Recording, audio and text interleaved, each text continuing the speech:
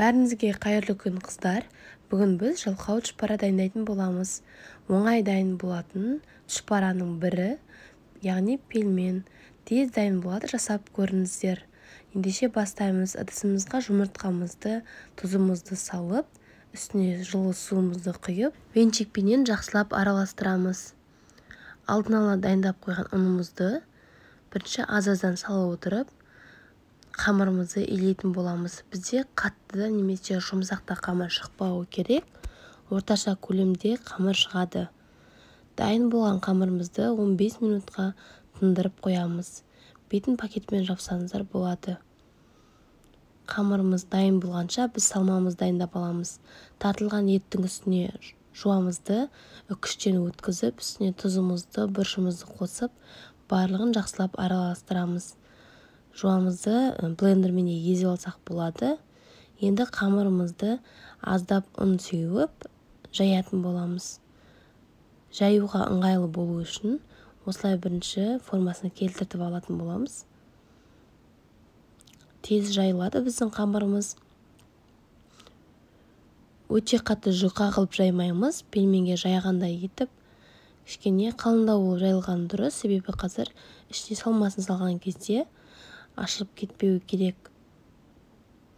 Дәл осылай бейнеде көрсетілгендей барлығын кесіп шығамыз. Енді ішіне тартылған етімізден жасалынған салмамызды салып шығамыз. Кесілген нанымызға қарай ішіне салмасын саламыз. Бос болмау керек, салмасы аз немесе көп болмау керек. Біздің кескен нанымызға қарай салып шығамыз. Ішіндегі салмамыз аз болып, нанымыздың көлемі кесілген. Үлкенде болса да болмайды. Сондықтан да көлеміне қарап салып шығамыз барлығын. Енді міне көрсетілгенде жақсылап ашылмайтындай етіп, осылай жабыстырып шығамыз. Екі жағын теңестіріп, ашылмайтындай етіп жақсылап жабыстырып шығамыз. Бұл әдіспен тұшпараны түйуге уақытыңыз болмаса, осылай жасасаңыз болады. Барлығын енді осылай кесіп шығамыз, үлкендеу етіп. Міне көріп тұрғаныңызда осылай кесіп алдық. Барлығын жақсылап және жабыстырдық. Енді сорпамызды дайындаймыз. Май құйып, үстіне жуамызды салып аламыз. Қызған майға үккіштен өткен сәбізімізді салып, барлығын жақсылап қуырып аламыз. Дайын болғаннан кейін қайнап тұрған суды немесе қайнамаған су құйсаңыздар да болады. Үстіне дәміне қарай тұз, бұрыш салсаңыздар да болады, дәмдеуіштерде салсаңыздар да болады.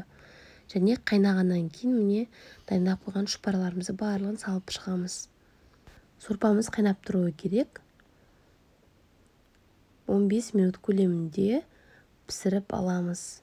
Тұшпараны пісіргенде уақыт кетеді. Жасап көріңіздер, өте оңай әдіс, уақытыңызды алмайтын әдістердің бірі. Біздің тұшпарамыз дайын болды міне. Жасап көріңіздер, дәмді болып шығады. Сіз жақта бұл тағамды қалай атайды? Комментария бөліміне атауын жазып кетсеңіздер болады. Сонымен қатар менің каналымнан басқа да тағам түрлерін, салат және тәтті түрлерін көре аласыздар. Дәл осы бейненің астында менің каналымнан осындай тағам түрлерін көре аласыздар. Менің каналыма тіркелуді ұмытпаңыздар. Алдағы уақытта көптеген рецепттермен бөлісетін боламын.